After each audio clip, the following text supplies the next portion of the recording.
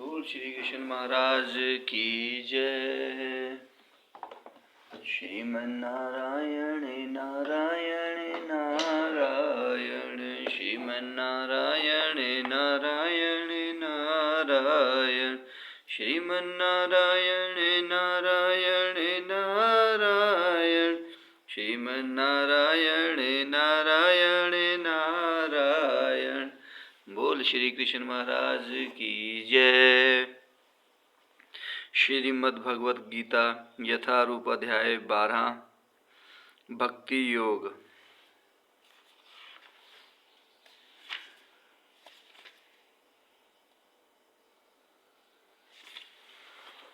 ये तु सर्वाणि कर्माणि मणि सन्न्यासय मत्परा, अन्ययेनैव योगेन मां ध्यायन्त उपासते, तेषामहे समुद्रता मृत्यु संसार जागरत, भवामि न चिरात् पार्थ मया वेशित चेतसाम्। जो अपने सारे कार्यों को मुझ में अर्पित करके तथा अविचलित भाव से मेरी भक्ति करते हुए मेरी पूजा करते हैं और अपने चिंतों को मुझ पर स्थिर करके निरंतर मेरा ध्यान करते हैं, उनके लिए हे पार्थ मैं जन्म मृत्यु के सागर से शीघ्र उद्धार करने वाला हूँ। बोल श्री कृष्ण महाराज की जय। तात्पर्य, यहाँ पर यह स्पष्ट कहा गया है कि भक्तजन अत्यंत भाग्यशाली हैं कि भगवान उनका इस भव सागर से तुरंत ही उद्धार कर देते हैं। शुद्ध भक्ति करने पर मनुष्य को इसकी अनुभूति होने लगती है कि ईश्वर महान है और जीवात्मा उनके अधीन है। उसका कर्तव्य है कि वह भगवान की सेवा करे और यदि वह ऐसा नहीं करता तो उसे माया की सेवा करनी होगी। जैसा पहले कहा जा चुका है कि केवल भक्ति से परमेश्वर को पाना, परमेश्वर को जाना जा सकता है। अतएव मनुष्य को चाहिए कि वह पूर्ण रूप से भक्त बने। भगवान को प्राप्त करने के लिए वह अपने मन को श्री कृष्ण में पूर्णतः एकाग्र करे। वह श्री कृष्ण के लिए ही कर्म करे, चाहे वह जो भी कर्म करे, लेकिन वह कर्म केवल श्री कृष्ण के लिए होना चाहिए। भक्ति का यही आदर्श है। भक्त भगवान को प्रसन्न करने के लिए अतिरिक्त और कुछ भी नहीं चाहता। उसके जीवन का उद्देश्य श्री कृष्ण को प्रसन्न करना होता है और श्री कृष्ण की तुष्टि के लिए वह सब कुछ उत्सर्ग कर सकता है, जिस प्रकार अर्जुन ने कुरुक्षेत्र के युद्ध में किया था।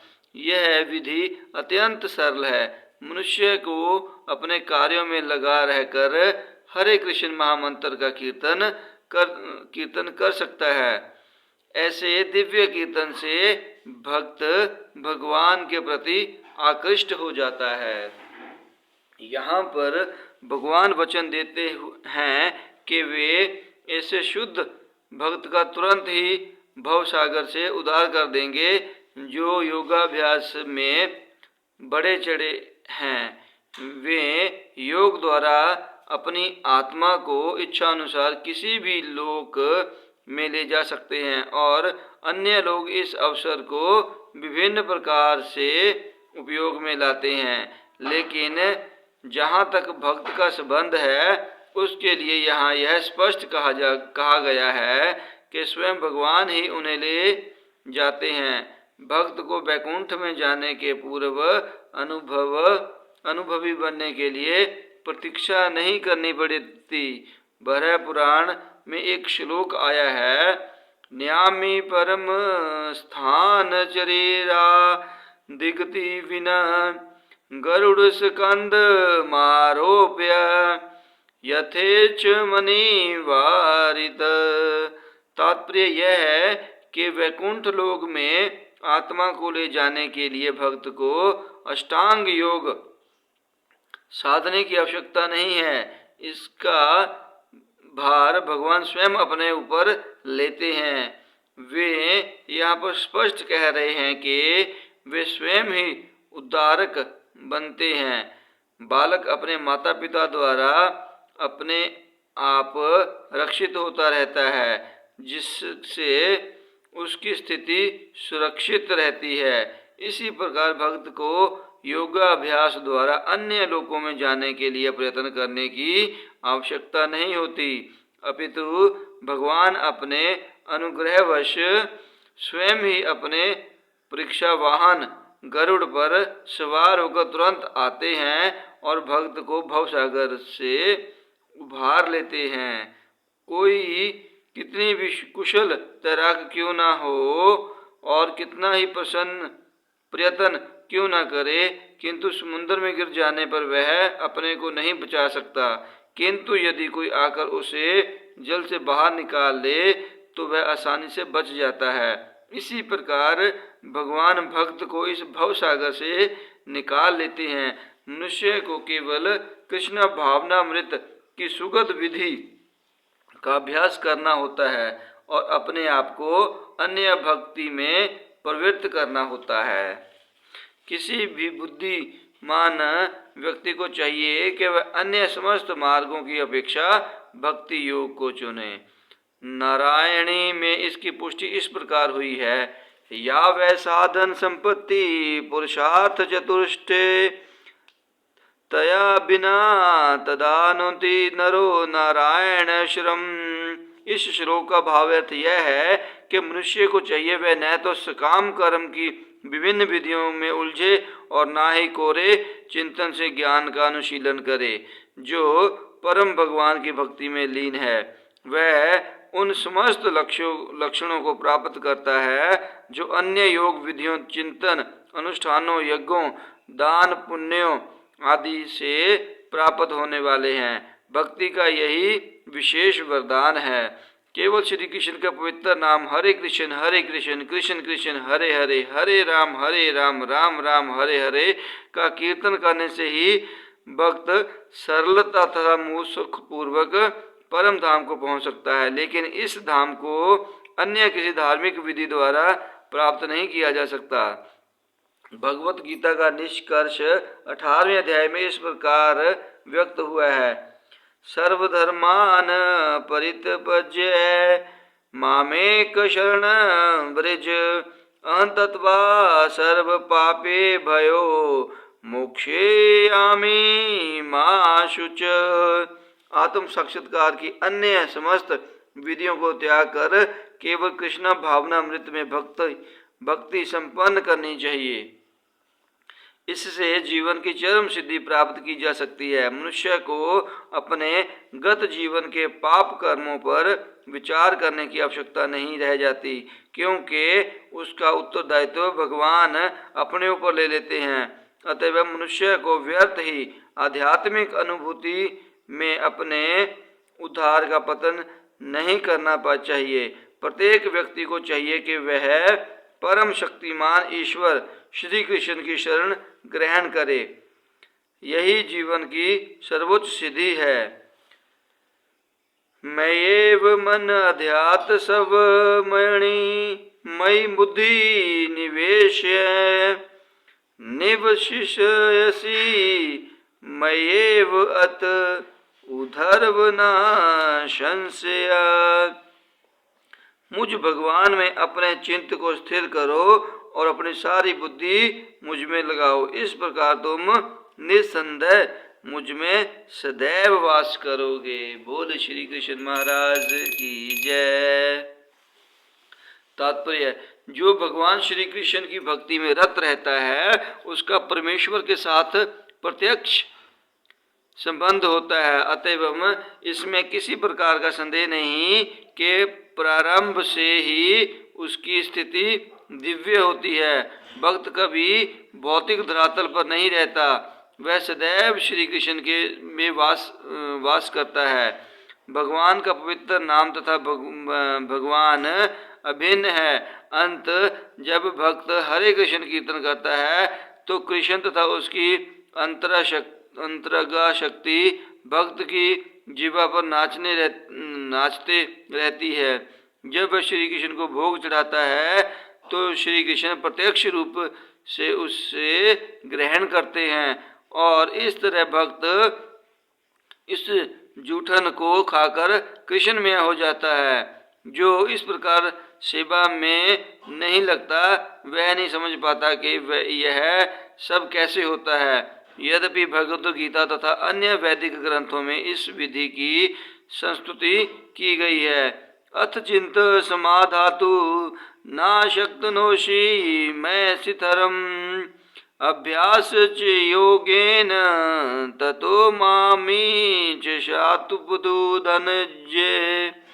हे अर्जुन, हे धनंजय, यदि तुम अपने चित्त को अविचलन भाव से मुझ पर स्थिर नहीं कर सकते तो तुम भक्ति योग के विधि विधानों का पालन करो। इस प्रकार तुम मुझे प्राप्त करने की चाह उत्पन्न करो। बोल श्री कृष्ण महाराज की जय।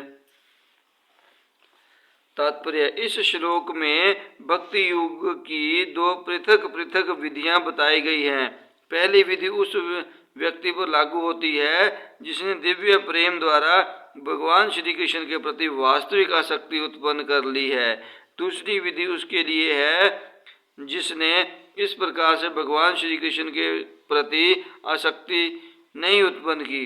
इस द्वितीय श्रेणी के लिए नाना प्रकार के विधि विधान है जिनका पालन करके मनुष्य अंत श्री कृष्ण आसक्ति अवस्था को प्राप्त हो सकता है। भक्ति योग इंद्रियों का परिष्कार है। संसार में इस समय सारी इंद्रियां सदा अशुद्ध हैं क्योंकि वे इंद्र तृप्ति में लगी हुई हैं, लेकिन भक्ति योग के अभ्यास से ये इंद्रियां शुद्ध की जा सकती हैं और शुद्ध हो जाने पर वे परमेश्वर के सीधे संपर्क में आती हैं। इस संसार में रहते हुए मैं किसी अन्य स्वामी की सेवा में रत हो सकता हूँ, लेकिन मैं सचमुच उसकी प्रेम पूर्वक सेवा नहीं करता। मैं केवल धन पाने के लिए सेवा करता हूँ और वह स्वामी भी मुझसे प्रेम नहीं करता। वह मुझे से सेवा कराता है और मुझे धन देता है, अतः प्रेम का प्रश्न ही नहीं उठता। लेकिन आध्यात्मिक जीवन के लिए मनुष्य को प्रेम की शुद्ध अवस्था तक ऊपर उठना होता है। यह प्रेम अवस्था इन्हीं इंद्रियों के द्वारा भक्ति के अभ्यास से प्राप्त की जा सकती है। यह ईश्वर प्रेम अभी प्रत्येक हृदय में सुप्त अवस्था में है। वहाँ पर यह ईश्वर प्रेम अनेक रूपों में प्रकट होता है, लेकिन भौतिक संगति से दूषित हो जाता है। अतः इस भौतिक संगति से हृदय को विमल बनाना होता है और उस सुप्त स्वाभाविक कृष्ण प्रेम को जागृत करना होता है। यही भक्ति योग की पूर्ण विधि है। भक्ति योग के विधि विधानों का अभ्यास करने के लिए मनुष्य को किसी स्वीग्र गुरु के मार्गदर्शन में कतिपय नियमों का पालन करना होता है। यथा ब्रह्म मुहूर्त में जागना, स्नान करना, मंदिर में जाना तथा प्रार्थना करना एवं हरे कृष्ण कीर्तन करना, फिर ऊर्जा विग्रह पर चढ़ाने के लिए फूल चुनना, अर्चा विग्रह पर भोग चढ़ाने के लिए भोजन बनाना, प्रसाद ग्रहण करना आदि ऐसे अनेक विधि विधान हैं जिनका पालन आवश्यक है। मनुष्य का शुद्ध भक्तों से नियमित रूप से भगवत गीता तथा श्रीमद् भागवत सुनना चाहिए। इस अभ्यास से कोई भी ईश्वर प्रेम के स्तर तक उठ सकता है और तब भगवत धाम तक उसका पहुंचना ध्रुव है। विधि विधानों के अंतर्गत गुरु के आदेश अनुसार भक्ति योग का यह अभ्यास करके मनुष्य निश्चय ही भगवत प्रेम की अवस्था को प्राप्त हो सकेगा। बोल श्री कृष्ण महाराज की जय। अभ्यासम पयस मथोसी मत कर्म परमो भव मदर्थमपि कर्माणि कुर्वन् सिद्धिमवाप्स्यसि। यदि तुम भक्ति योग के विधि विधानों का भी अभ्यास नहीं कर सकते तो मेरे लिए कर्म करने का प्रयत्न करो, क्योंकि मेरे लिए कर्म करने से तुम पूर्ण सिद्धि को प्राप्त होंगे। बोल श्री कृष्ण महाराज की जय।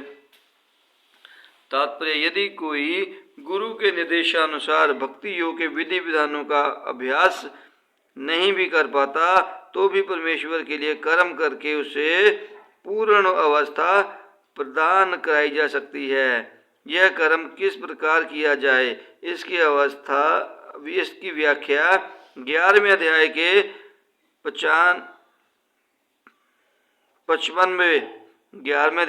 55वें श्लोक में पहले ही की जा चुकी है। मनुष्य में कृष्ण भावनामृत के प्रचार हेतु सहानुभूति होनी चाहिए। ऐसे अनेक भक्त हैं जो कृष्ण भावनामृत के प्रचार कार्य में लगे हैं, उन्हें सहायता की आवश्यकता है। अंत भले ही कोई भक्ति योग के विधि विधानों का प्रत्यक्ष रूप से अभ्यास न कर सके, उसे ऐसे कार्य में सहायता देने का प्रयत्न करना चाहिए। प्रत्येक प्रकार के प्रयास में भूमि, पूंजी, संगठन तथा श्रम की आवश्यकता होती है। जिस प्रकार किसी भी व्यापार में रहने के लिए स्थान उपयोग के लिए कुछ पूंजी, कुछ श्रम तथा विस्तार करने के लिए कुछ संगठन चाहिए, उसी प्रकार कृष्ण सेवा के लिए भी इनकी आवश्यकता होती है। अंतर केवल उतना ही होता है कि भौतिकवाद में मनुष्य इंद्र तृप्ति के लिए सारा कार्य करता है, लेकिन यह कार्य श्री कृष्ण की तुष्टि के लिए किया जा सकता है। यही दिव्य कार्य है। यदि किसी के पास पर्याप्त धन है तो वह कृष्ण भावनामृत के प्रचार के लिए कोई कार्यालय अथवा मंदिर निर्मित कराने में सहायता कर सकता है, अथवा वह प्रकाशन में सहायता पहुंचा सकता है। कर्म के विविध क्षेत्र हैं और मनुष्य को ऐसे कर्मों में रुचि लेनी चाहिए। यदि कोई अपने कर्मों के फल को नहीं त्याग सकता तो कम से कम उसका कुछ प्रतिशत कृष्ण भावनामृत के प्रचार में तो लगा ही सकता है। इस प्रकार कृष्ण भावनामृत की दिशा में स्वेच्छा से सेवा करने से व्यक्ति भगवत प्रेम की उच्चतर अवस्था को प्राप्त हो सकेगा, जहाँ उसे पूर्णतः प्राप्त हो सकेगी। बोल श्री कृष्ण महाराज की जय। श्रीमन्नारायण नारायण नारायण, श्रीमन्नारायण नारायण नारायण, श्रीमन्नारायण नारायण नारायण, श्रीमन्नारायण नारायण नारायण। बोल श्री कृष्ण महाराज की जय। बोल श्री गणेश महाराज की जय। हरि ओम नमः शिवाय। हरि ओम नमः शिवाय।